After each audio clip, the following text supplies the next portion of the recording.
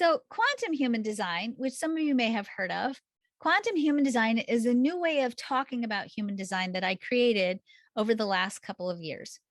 I've been a student of human design, as I said, for 22 years. I was an original student of Ra Uru Hu.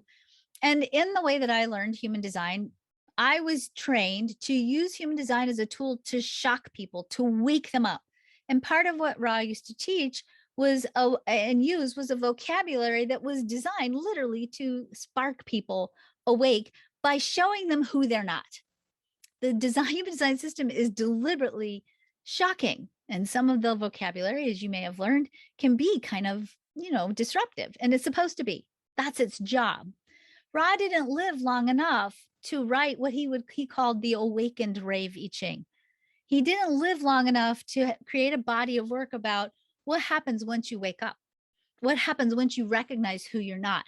He didn't have the vocabulary to lead you into, well, who you become.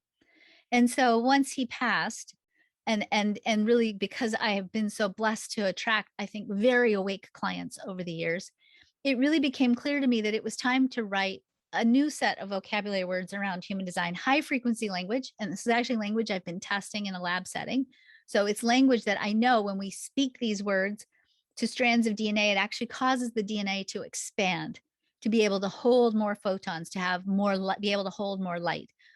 This vocabulary is the vocabulary of who you grow into becoming once you've shattered your old identity that's not true to who you are. So it's a new way of cataloging the story that you're telling.